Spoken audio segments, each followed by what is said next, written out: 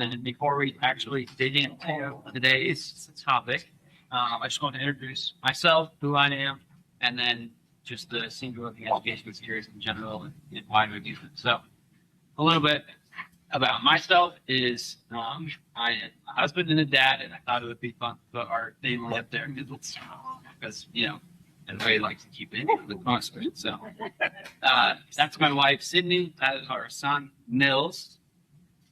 We live in Monroe. We've lived there for about 5 years. We're pretty active in the town here. I'm on city council. I'm the treasurer at the Gathering Place, which is a senior community center. And just also involved in our church, which is the 88 Church of Monroe. That's kind of the personal side. The professional side is I'm a realtor full time with the All Green Legacy Group, and then I license under the full business brokerage. So that's what I do full time. So a little bit about the Senior Living Education Series and why we started them and kind of why we do this. So we started in January 2025 at the Gathering Place in Monroe, and kind of just saw the need for this education for older adults in the community, and it was Jasper County in general. So that's kind of why we created this. And so overall, our mission is to help educate, equip, and empower older adults to help you and your family make more confident decisions in the future. And we just want to make sure. I have a lot of conversations with older adults, and the main thing that I always hear is like, I want to live in my home as long as possible, which is awesome. And that's like plan A. And these seminars are basically designed to help work the what if. So it's what happens if something happens, plan A, and I need a plan B or plan C. So it's planning for those types of events. High level, they're always free to attend. There's no sales pitch, no agenda or anything like that. We're not selling you anything. It's just purely education. And yeah, I guess if you're new here today, you should receive one of those 12-month binders. So feel free to take notes inside of that. And yeah, don't feel like you have to necessarily. We have education partners and things like that, but they're just here to be a resource for you. So with that, I'll just dig into who our education partners are and what they do, I guess. So putting these seminars on, we basically have education partners who help back us inside of this community. So they basically help us keep seminars free for everybody to attend. And they really help us make this series possible. So we're just very appreciative and grateful for their support and the heart that they had as well for the series. So we currently have 4 education partners. It's Homestead, Park Center, Artstone, and New Village. Park Center, Artstone, New Village are all senior living communities, and then Homestead is a in-home care company. And they are basically here to be a resource for you. So they're always here prior to the events, like the seminars actually starting. So you can come up and ask them any questions. If you have any questions, comments, concerns, you can always come up and ask them, and they're always going to be here afterwards for a little bit, so you can always just have a conversation with them. So I would just encourage you to introduce yourself, who you are, what you do, and just learn more about what they have to offer.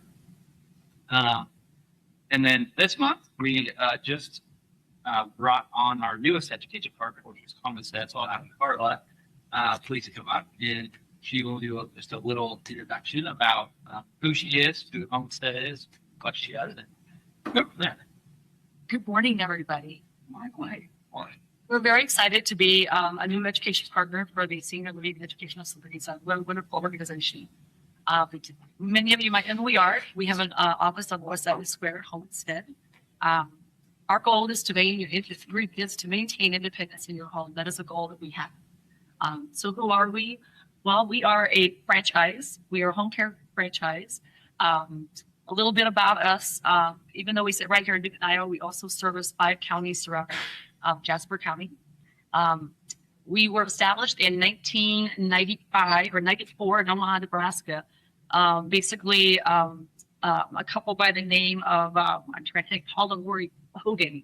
They had a grandmother that they wanted to keep home. They didn't want to put her in a facility. So they created this organization to come up with a plan how do we keep our loved ones in the home. So maintaining your independence in the home is what we're all about. So what kind of services do we provide?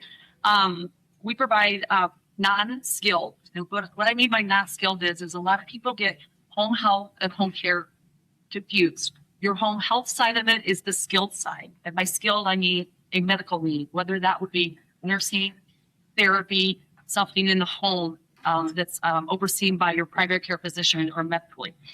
The non-skilled side is all those other things.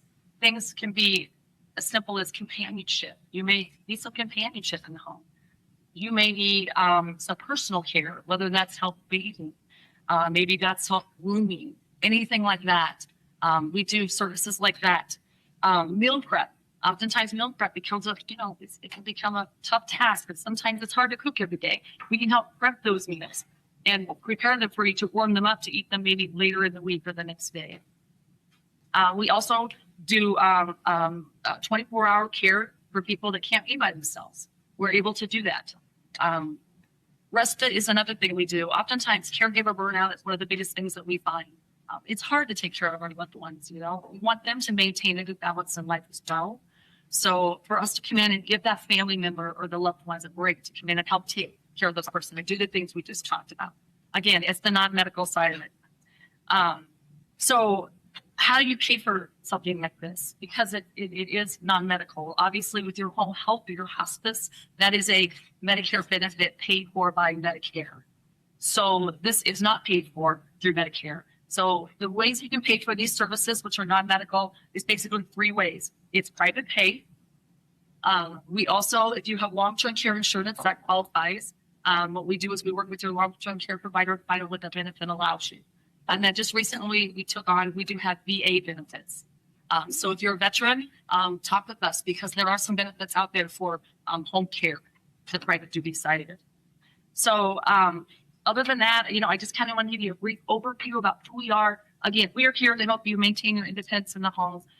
We're very excited to be a part of this series because we do know that resources are the most important part as we age in our homes and move forward. So if we can be a resource for you, if you have any questions, if you have any, a family member, a loved one, if it's for you, we're always here during all the series, the educational series. We're glad to visit with you. We can do a consult with you and your families, whatever you need. So we're excited to be a part of this. Thank you very much, Andy, for this is great. I really believe that what you don't know is what we do need to know. So I'm glad we're all here to learn about the resources that we have so that we can maintain our independence in our home as we age. Thank you.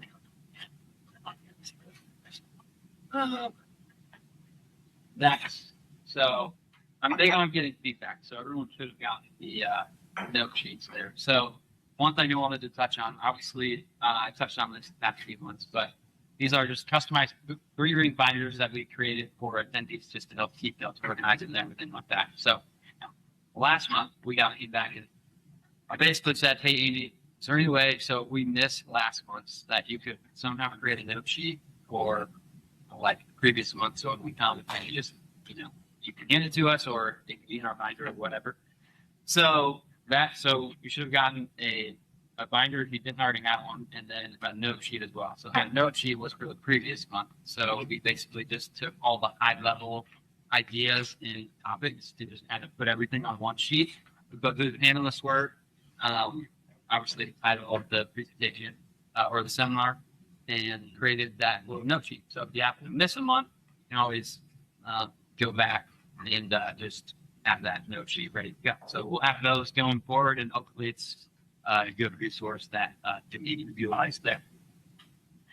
One other thing, last thing that I wanted to touch on really quick is we are going to have a calling in a field trip day to Park Center and Newton Village. So those are both education partners, and they're both located in Newton.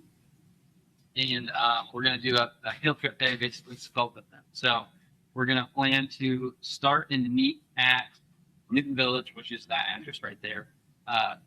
Park Center, top address. We're going to meet there first at 9 a.m. and then do light breakfast there, and then tour the community just to figure out like amenities that they have, and just look at a couple of apartments, let's do some things like that.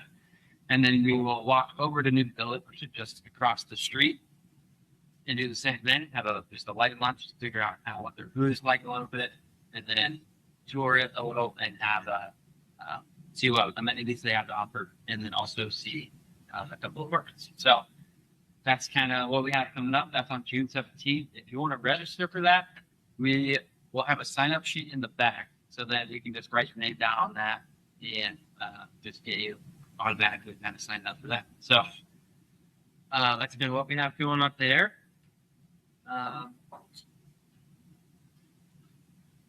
Next item is we'll kind of dig into the topic. So over the last 2 months, we've basically been going over a 3-part downsizing series. So in March, we did downsizing part 1, which was how to plan your downsizing journey with confidence. And that was essentially going over our first 2 steps of like the downsizing process, which is creating a plan and then communicating that plan with friends, because basically that helps keep you in the driver's seat and it empowers you to make that decision if something kind of were to happen.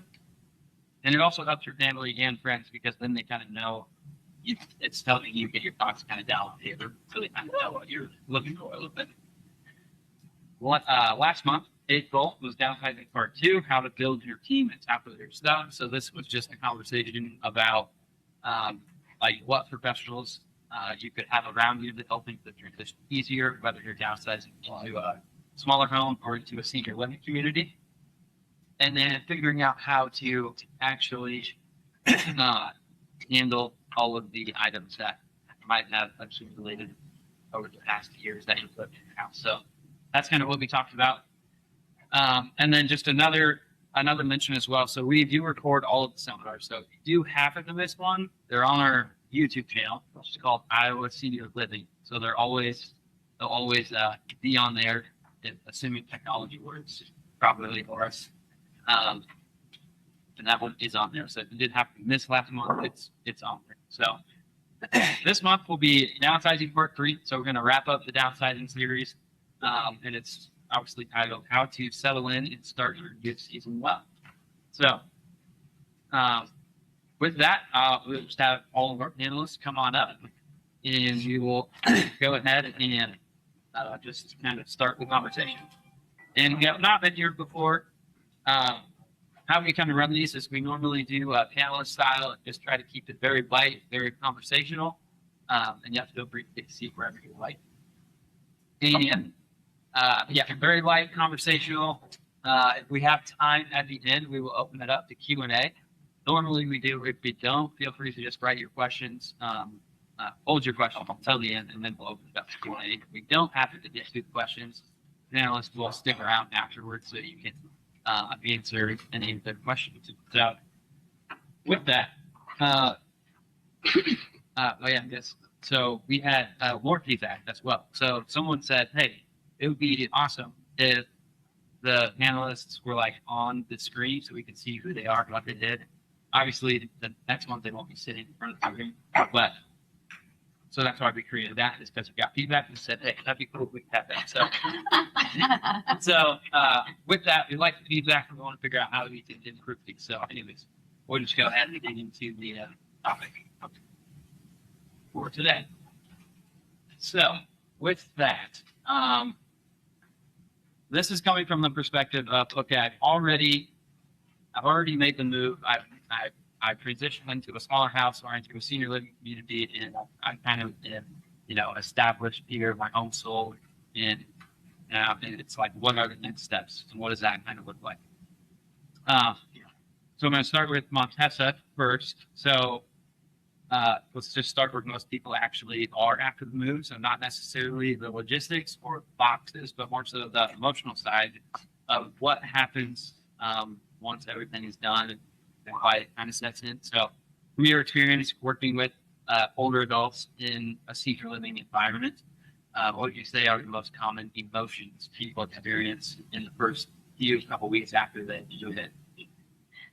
Mostly, I feel like what I see is that, initially they have felt some anxiety about their move. They're making a big decision and it's a big change for them. And a lot of times people are feeling grief when they move into an independent living building or assisted living because they've left their home, and that's a huge thing for people to do.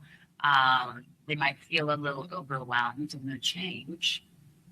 So, overwhelmed with having to move their home, packing up all their things. They've already done that. So then they still might feel a little overwhelmed with how routines go in independent living, or just getting their stuff settled. But after that, sometimes people feel a little excitement and relief because they've sold their home, they've done the packing, they've done the work, and now it's kind of a fresh new beginning. So they might feel some hope. A lot of times people feel relief because they don't have that over their head anymore as far as, selling their home or packing their home. They've already made the decision, and now they might be feeling some relief. I also was thinking about a lot of times I've seen people get healthier and stronger. They might not be thriving in their home. So when they move into an independent living, when there's meals that they can access easily and people around where you're not isolated, it can improve your health. You eating better, eating more, you're hydrated more a lot of times, and just have other people to talk to, and they've been through similar experiences as a person who's moved. So you've got very good company with the other residents. So Bob, obviously you've actually lived this, and it's not theory for you. So I guess what would be, after your own move, what emotions surprised you the most? Once everything is kind of unpacked and you would kind of visually sell. Okay, I guess for a little while I felt like I was living in a motel. You moved in and everything's different, and find a place for this, a place for that. And so it took a while to settle in that way. And then, like she said, anxiety. What have I done? And I sold this house that I've lived in for 35 years, and I'm now in a much smaller space. So it's, excuse me, it is adjustment. I do this alone since my wife had passed away already. So I would recommend doing it as a couple if that's possible, because then you have each other to work with, and you're not just there all by yourself. So I always had a friend said, don't wait too long to do this. Do it while you're still active and participate in activities. And so because it takes a while to happen. You get adjusted, you meet new friends. I live in a village. People are very friendly there, very welcoming. My first day of walking the door, there's somebody greeting you, talking to you, inviting you to participate. So I would say they're definitely, just from their few answers, it's not uncommon to have a sense of like overwhelm / the anxieties, but then after, some time, they expect all these people about form and stuff like that. So, next kind of topic is talking about just how to actually create a sense of home. So, I forgot to do this. I did an interview. I'm going to go to, so I forgot to do introductions. So I'm going to pause the question. I'm going to do a little detour. Pause the questions. Please introduce yourself, who you are, what you do. So, Okay, I'm Bob Lane. I moved to Newton 56 years ago, so I've been here a long time. I grew up on a farm in eastern Iowa. Graduated there in 1959 from high school in Preston, Iowa, with a P. Everybody else said, "Oh, Preston." No, not Creston, Preston. But you and I received a degree from there. Did some grad work at the University of Iowa. Law school for 10 years, and then decided I wasn't quite the fit that I wanted, so I transitioned into a sales career where I spent 43 years in sales. The Jewel Tea Company, so you may have heard about it, and then 18 years with Forbes Office Solutions here in town. I retired 10 years ago. Lived in my house for the year after I retired. My wife passed away, and so I lived there for 4 more years, and then COVID hit. more isolated, felt it was time to get somewhere where I could be with people and interact with people more frequently. So that's what I made with you. Very good. Good morning. I am Amy Stevenson, and I'm a physical therapist at Mercy One Newton. So I've been a physical therapist 30 years now, and went to St. Louis University. And I've done lots of different settings over the years, and currently I'm doing mostly inpatient acute care and also some outpatient. And I actually know Andy from the Gathering Place, and so I recognize some of my folks out here as well. So I live in Monroe and active with Gathering Place, and I actually teach a senior fitness class there. So you're all welcome to come. It's free in Monroe at the Gathering Place. And so we do that on Wednesdays at 4 o'clock. And so I would love to have you join me there because my goal is also to help keep people to stay in their homes and stay active and healthy and have good balance, and all those things prevent falls. My class is actually called Get Fit, Don't Fall. So that's my goal, is to keep people at home and as safe as possible. And so that's kind of one of my things that I love to do for the community. So thank you for having me, Andy. Hi, my name is Montessa Brown, and I am the sales and marketing director for Hearthstone in Pella. Hearthstone is a full continuum of care, starting with independent living. We have catered living and assisted living, memory care, long-term care, and skilled rehab. So that's what we are over there in Pella. And I have been working there for almost 7 years this June. And but I've been doing this for probably about 15 years. What I do is I meet with families. People will call the community and have interest in any of those levels of care, and I'll meet with them, show them around, give them a tour, and talk about kind of where a good fit for them might be. Sometimes it might be their sister or brother that they're looking for. It might be themselves. It can be their parents. And so I kind of work with people on that, kind of helping them maneuver where a good fit would be for them, and show them different apartments. So. Perfect. Sorry about the detour. So yeah, we talked about kind of the emotional side of it. Now we're going to talk about creating a sense of home is kind of the topic here. So Amy, let's say this is kind of coming from the perspective of moving. If you've lived in like a larger house, have a lot of items, you downsize more so into a smaller home, not necessarily into a senior living community. So Amy, from your perspective, what practical changes or setups can help someone feel more comfortable, safe, and independent in that environment? Yeah, and maybe to take a step backwards. I know that we're kind of already moved in, but since some of you are already in a regular home, your main home, things that I thought might be good to mention is when you're considering maybe moving, is thinking about the setup, like things like stairs and where's the laundry room and things like that. So I kind of wanted to take a little step back to consider some of those things because that is something that I see every day is, well, how many steps do you have to get into your house? And, the laundry room's in the basement. Are you going to be able to have somebody help you with that? So those are some of the things to think about is how are you able to get into this new place? Like, if you're wanting to be in an apartment, are you going to be on the main level? Does it have an elevator access? Are there a couple stairs to get in? So those are things you want to think about in the bathroom setup. So you could maybe have a ramp put in if you're trying to stay in your current home. And, there's a few steps. You can have somebody put a ramp in. You could maybe would be safer to have some rails or grab bars put in at the front entrance or in the garage to make that a little bit safer.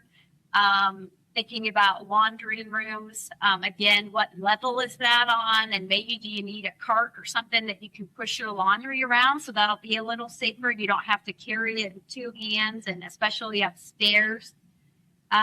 Things like in the bathroom, do you have a tub shower or is it a walk-in shower? And we always recommend having some grab bars in there to make it more safe, and having a nice, bath in there that has rubber backing We do not like those rugs that slip and slide around. Just throw those in the trash. It needs to have good rubber backing and throughout your home as well. So when you're planning decorations and things, make sure that those rugs have the rubber backing because that's a trip hazard.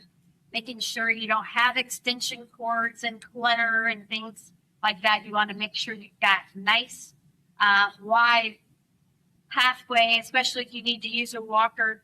And sometimes people, their current homes or the home they're planning to go to maybe doesn't have a doorway that's big enough to get a wheelchair or walker through very well. And so those are things you want to think about is how handicapped accessible it is with where you're positioning your furniture so that you have a nice path and the width of the doorways and the hallways and things like that. So going back to the bathroom, we do have equipment, and I brought some pictures. So if anybody wants to see some of the equipment or talk to me about your setup or anything, I did bring visually. But they do make lots of equipment that we don't even, half the people don't even know is out there. But they have the grab bars that can go in the bathrooms and showers. You can get a toilet riser if your toilet's a little bit too low for you. You can get a toilet riser or put a frame on your toilet so it's a little easier to get off the toilet and have something to push on. And then they do, of course, have like shower chairs that go all the way into a walk-in shower or into a tub. But they also make a tub transfer bench, which is a little bit longer. It has 2 legs inside the tub and 2 legs outside the tub, so that you can sit down and then scoot your bottom across and then swing your legs over so you don't have to step over the side because sometimes that's where falls can occur. And so sometimes people don't realize that's a resource they can use. And actually in town, we've got the Well Thrift is a nice place. It's a loan closet that you can get quite a few items for free. You just sign out. And there's one at Pella too. Or there's different places around. There's different loan closets, but sometimes you can get a lot of the equipment to borrow, and then you can have that to be a little safer. But those are some of the main things. But one last thing is when you're unpacking, think about where you're putting your things that you use a lot. You want to have kind of at the lower level, and maybe the heavier things at a lower level. You don't want those things high. You don't want to stand on a chair. We don't want to see you in the hospital for a fall because you fell off a chair. So have somebody help you out if you have some trouble with that, but positioning your item. So those are, that's my main stuff. Yeah, that's really good. The other thing I think about too is so, like if you are looking to downsize into a smaller house or like townhome, like something to think about too would be like if it is or is not the size of the HOA. If it is, then you absolutely wouldn't have to do snow or mowing or anything like that. If it is not, then you could hire it out if you want to do it. And then there's a decent amount of new construction going up that is what they call no entry, which means there's just no steps to enter like the house. So it's a ranch style house, and there's like the front step that's just a sidewalk directly into the house, and then the garage, no steps. It's all just one level. My wife's grandpa actually built one a couple of years ago, 2 years ago probably. So that's what he decided to do. So with that, we'll go to Bob next year. So I guess what were some specific things that you did that helped your new place start to feel like home rather than just space that you have moved in? Well, of course, you bring some of your own furniture from the house, pictures that are familiar with you. We like to your home. Getting involved in the lighting community, I think is most important to come comfortable and well on there. Participating in the different activities that go on in your community. I do like to bake, so I brought things along that I could use to make. There's some of us at the village that do baking, and they'll trade off, spread our stuff around and exchange it with each other, just to look. Really happy thing to do, makes you feel well. Montessa, from like what you see inside of your community, what tends to help residents feel a little bit more like settled in and at ease a little bit more quickly? Sure. some of the things that Bob said, I agreed with. It was personalizing your space. I was thinking about also like giving yourself some grace and time to, get acclimated. But one of the things we have at our building, and I'm guessing that other communities also have these. So maybe when you're looking at communities, you could ask about different programs that they might have that would welcome you into the community. I know we have an ambassador program, and so some places will have programs like that where, unlike with ours, before the person moves in, an ambassador will call you and have a conversation with you, and then meet you when you come in. Reviewing a calendar with an ambassador is always a great idea, and then picking out things that you like. And a lot of times those ambassadors will attend on those events with you. Nice too if you're coming in by yourself, to help that transition part. Just attending those activities together, going to a meal. The ambassadors will go to a meal with you a lot of times, or they'll go on an event. A lot of activities take place outside of the building. I know that some communities like ours will go to the fair or the Bloom Festival. And so just stepping outside your comfort zone a little bit to try some of those things, try it once and see if you like it, but you still have the privacy and independence to do it if you don't want to participate. Again, giving yourself some grace in that. So, and then just, I'd say, knowing when to ask for help too. The team members that are there to answer questions, and it's okay to ask questions as well. So I feel like that can help too if you give the questions answered that you are interested in finding answers for. Kind of what I'm hearing basically is you really have to be intentional about your decisions. So if you're moving into a smaller town, like what Jamie said, you have to be intentional and think ahead. Okay, what's are there areas where I could do a no entry type home, where I could install grab bars and different types of equipment, things like that, to be intentional about it instead of doing it. So waiting later. And now, Director saying, Yep. now's the time to do it when you're feeling healthy and strong, instead of, well, you're in the hospital, you broke your ankle, you're non-weight bearing. What are we going to do? It's kind of a good idea to be planning ahead and thinking about those things so that when there's something catastrophic, or maybe not, but then you're prepared, a little bit more prepared, and it's a little easier to deal with it. So. Yep. And yeah, just thinking about what Bob and Montessa said. Getting involved, depending on if you want to or if you don't want to, probably helps you get a little bit more acquainted if you are a little bit more intentional about meeting new people inside of the community, just to help create that sense. Isolation is a big thing that it's not super beneficial. So if you're able to get involved in the community, it kind of helps that situation. So next we'll kind of go into just general routine / rebuilding what a daily life kind of looks like.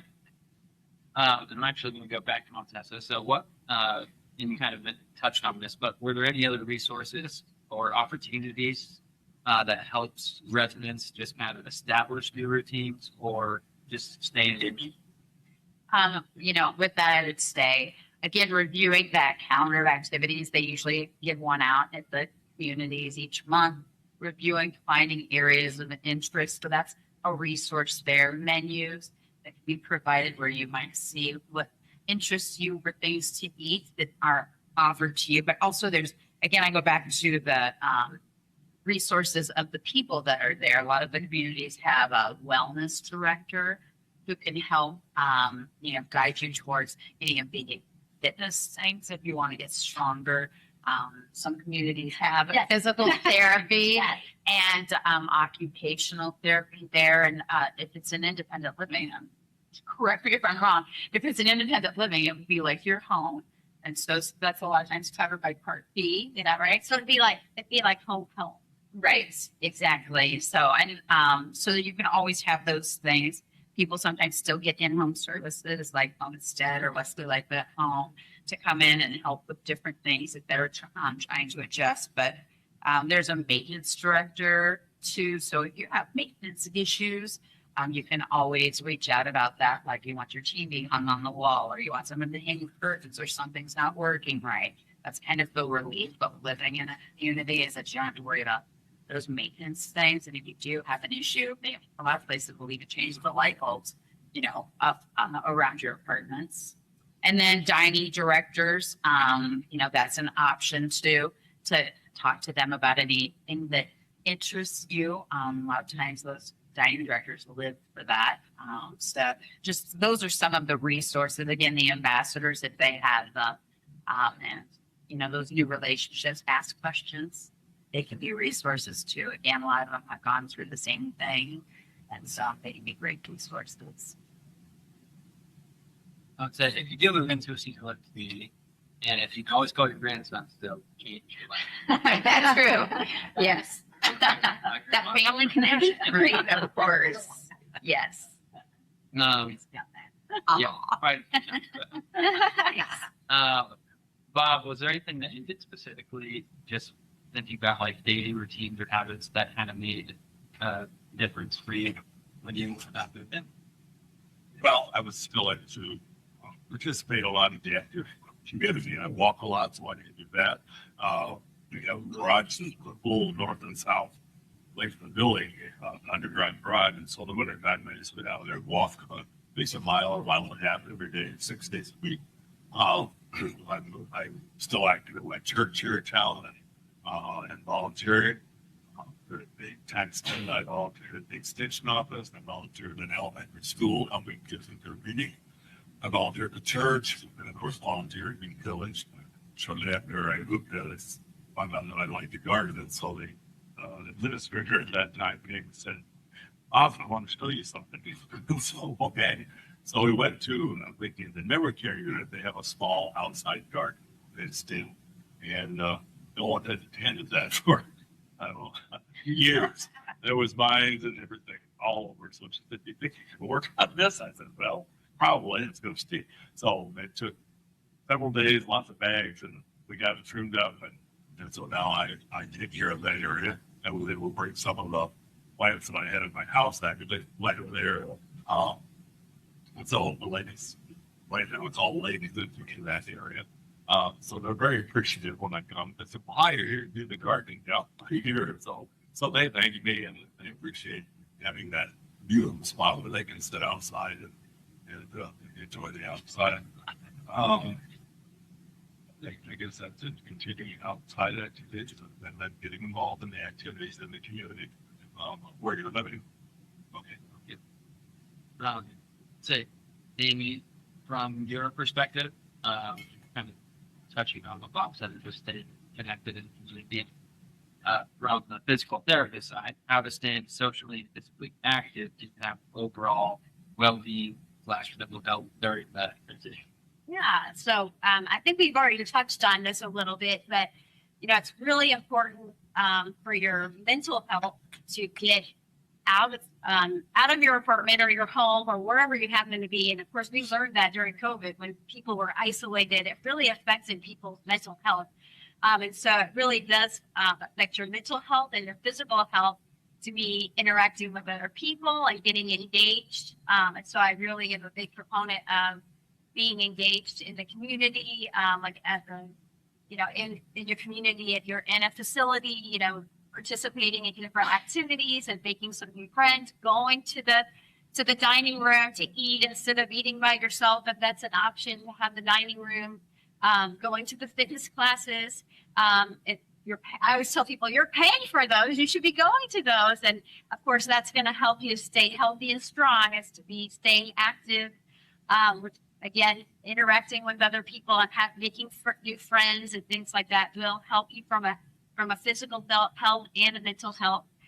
Also, the studies show scientifically that when you're interacting with other people and doing activities and staying active instead of just sitting in your recliner and watching TV, that it does improve your cognition and help keep your brain healthy. So on many, many levels, it's good to get established with some new people, learn some new things, and stay up and moving, and that will help you stay either in your new apartment or your new community. You don't want to be stuck, having a physical decline where you need more and more help from staff or whatever. We want to keep you healthy and strong. So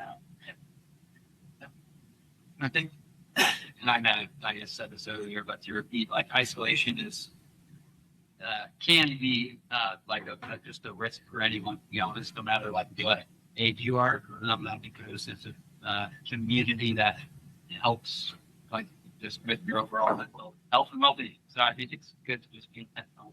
yeah, and it might be a little painful, and feel uncomfortable, especially when you're the new guy or gal. But it'll pay off in the end and make you friends. And Yes. Well, then to transition into this next kind of section / topic. So what to expect in the first few months. So, Bob, looking back from when you actually moved into the village, is there anything that you wish you would have known about the first few months after the move that would have made you just easier for you personally?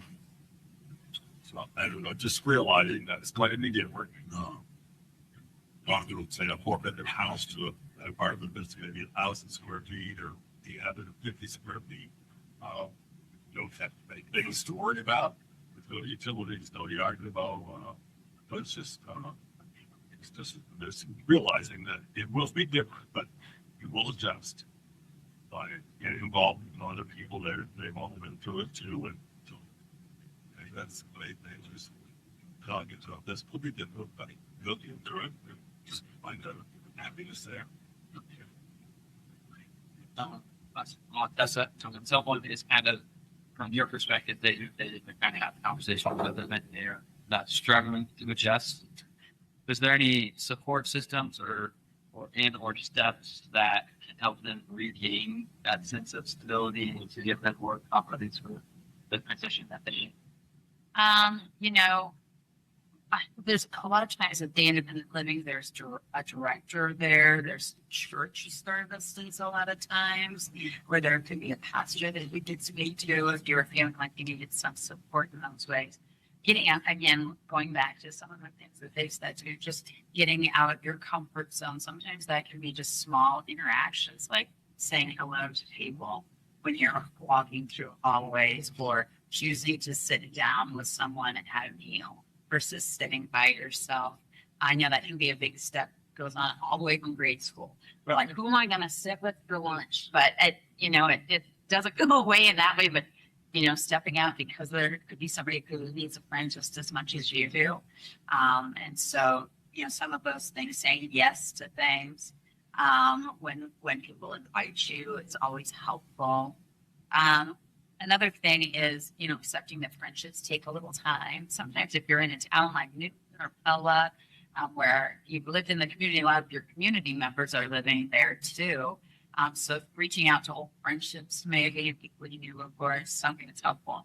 Another thing that I really love that people do is just like Bob was saying, that he does gardening and does some baking. So he's found people that he's connected with in those areas. But I love when a person moves in and they share their gifts. Everybody's got a gift of something or something that they were good at, whether it be like potentially if you were an educator or something. What did you teach? Do you have something to share?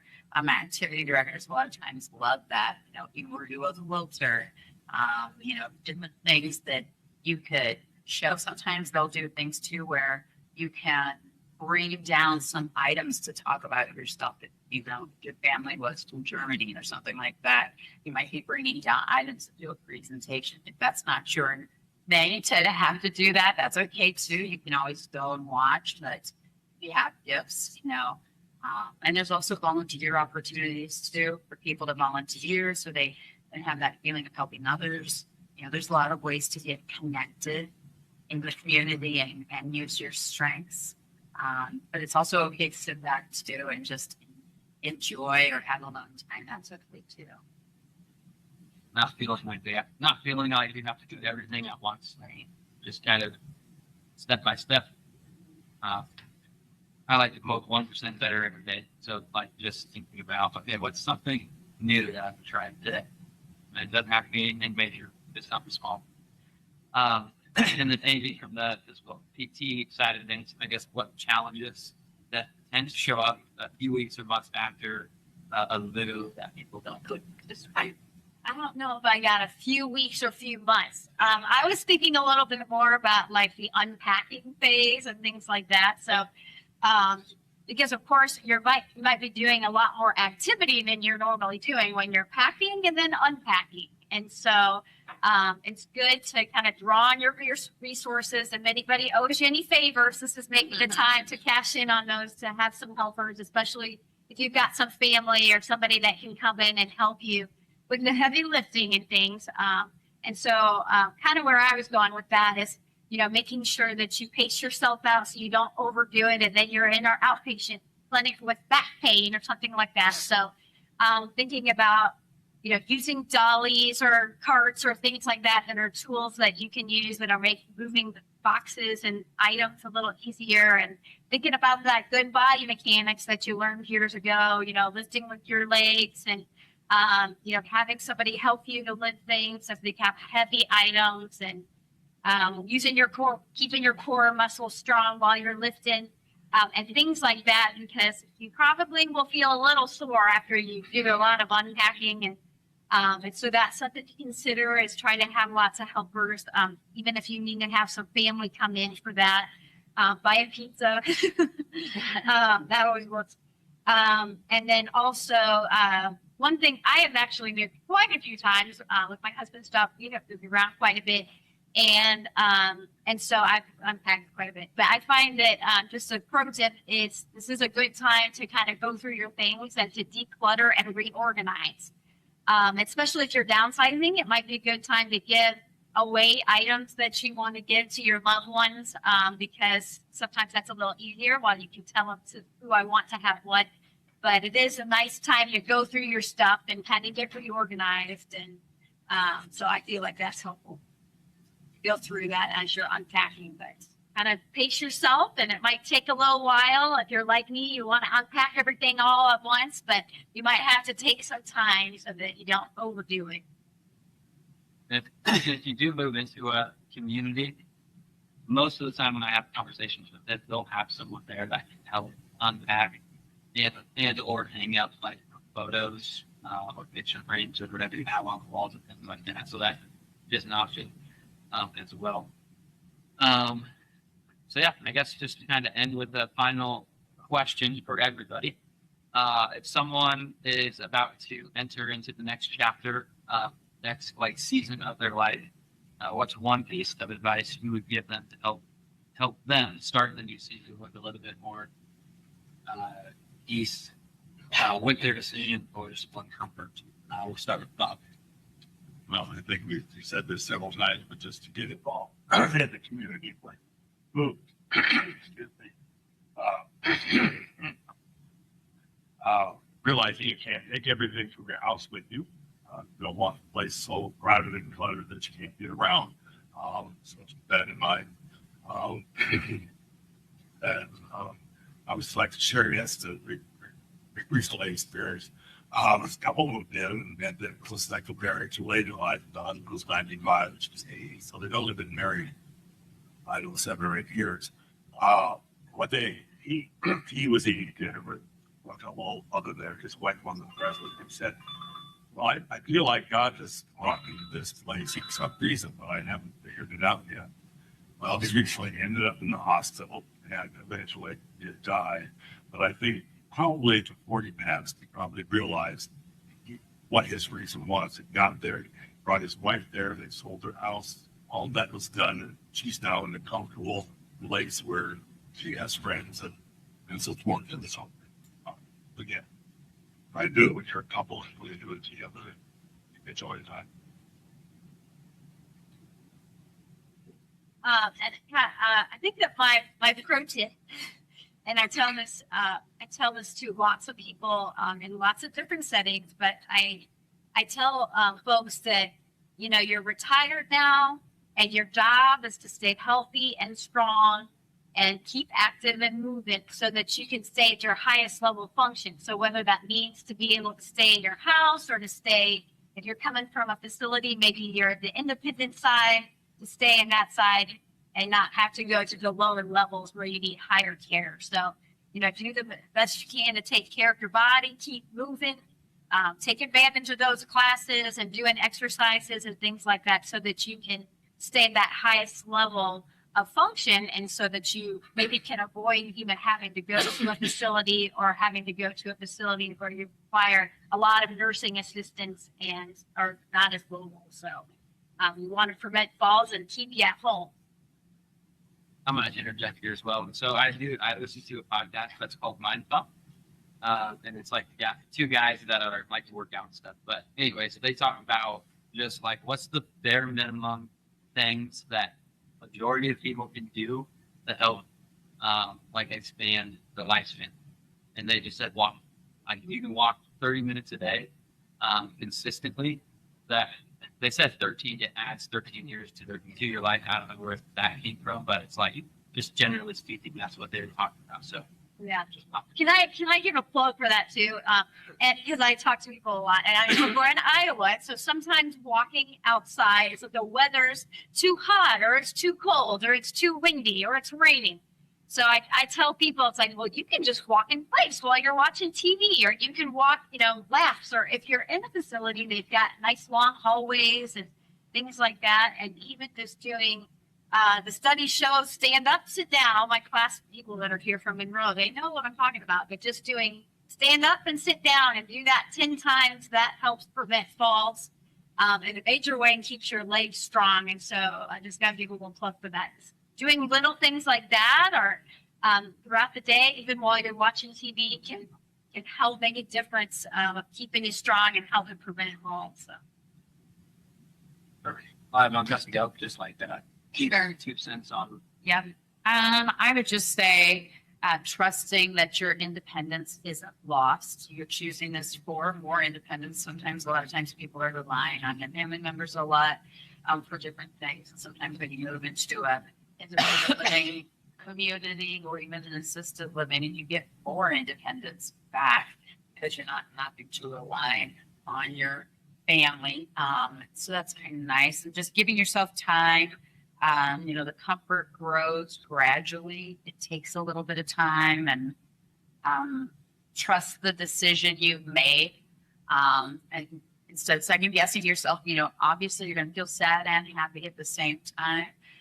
But trust the decision you've made. You chose that for a reason. There's usually a reason that people want to move somewhere and get there safe. And I have seen several times too, as Bob said, that I've seen many times that a couple will move in and then one of them might pass away, and it does feel like they've gotten them there to give them someplace safe in case they weren't there to help them along. So that could be a blessing to your spouse too. And so that's probably what I would say. Well, I just want to appreciate just saying thank you for being here today, and just for giving the room honest, real answers / conversation. So I'm going to give them a round of applause. Kind of what I hope we all kind of take away from today is that, like this transition, whatever you want to call it, is not necessarily like the finish line. I don't see it as a finish line. I see it as like start of a new chapter. And it's not like everyone goes through seasons of life. So it's like right now I'm just starting my cat season. So it's like I'm currently there. I'll be there for a while, obviously, but then someday I'm gonna be in the next chapter, and then hopefully the next chapter. So we just hope we took something away from today's conversation. Couple things before we wrap up. So our next seminar is going to be what every senior should know about legal planning. So these I forgot to mention this episode, but these are always held on the first Thursday of every month. They're always here at the TMAC campus, and they're normally in conference room A, which is over there. So this will only be the first time this will be the only time that it's going to be called here. There just happened to be another event, and we were kind of getting things lined up. So it will always be in conference room A, which is over there, first Thursday of every month at 10. Next month is a legal planning seminar, and July would be a broad financial scan prevention. So that's kind of what we have coming up. Feel free to, when you exit, give your feedback forms to Nancy. We read all of those, and I appreciate your feedback. So I just encourage you to fill those out. Our education partners will be here hanging out as well. So feel free to just have a conversation with them. And just thank everybody for being here. Have a good rest of the day.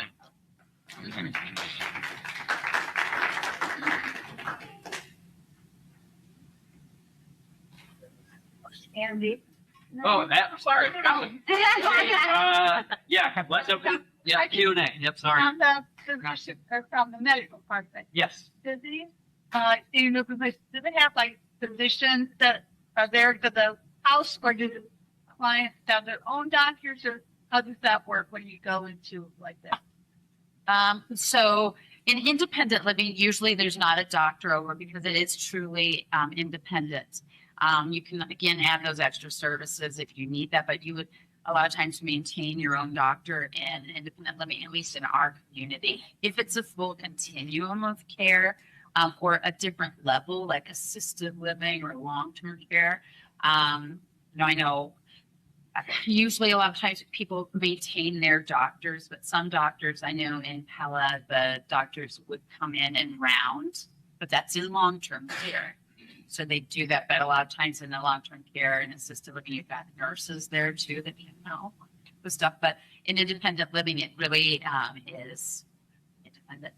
So you are still independent, and just it's those services there if you need them. But usually not for medical. That would be, home instead or West of at home would be ones that you could bring in some non-medical help or physical therapy and things like that. But So is the line, like the blur line between independent and assisted, is that like you have to have like somebody do your medicine for you, or that's yeah, line kind of is like where's one versus the right. I always say, like in independent living, there's a lot of different options for medication, and you can have somebody come in and want to get a shower. Those are usually hourly services that you get in your independent living. Whereas assisted living, there's going to be somebody there where you push a button. And so if you need help in the restroom, you can push a button, and then a nurse or a CNA will come in and help you. So I always think with independent living, if you need to be able to push a button for somebody to come, that's probably not the best fit for you. So there's kind of a window there. It becomes more medical after independent living. But again, like I said, you can have those services in independent living of physical therapy or hourly services or something. So that makes sense. Okay. Any other questions? You mentioned catering living, I think with listing your levels. Right. Is that kind of what you mean by catered living, that within independent living you can't hire additional services In- on an hourly basis? Right. No, you can in independent living through the hourly services. We have independent living and catered, and our catered means that it comes with 3 meals a day, and they'll do your laundry. And so that's how it is for ours catered. And other places may call it something different, or just say we're an independent living that offers meals, but we just call ours catered living. And it just means, and then you can add those hourly services. And they already do your laundry at ours. So if you need housekeeping or somebody to run errands for you or somebody to help you with the shower, you can get those hourly, but you can get that in the total independent living as well. In ours, you can buy meal tickets, and our other independent, the catered comes with 3 meals a day. It's all worked into the whole bundle. Yeah. Any other questions? Big questions. I forgot to do intros, and I forgot to do the Q&A. I'm flustered with the new room. But sounds good. We will wrap it up then. Thanks everyone for coming. We'll hope to see you at the next one. If you know anyone that might benefit from coming to these, if you have a friend or someone, feel free to invite them. I know we're going to get an attorney for the next one. I don't know who the others are going to be. And then for the prime one, we're going to be getting someone with the banking industry, someone within Jasper County emergency management, and then one other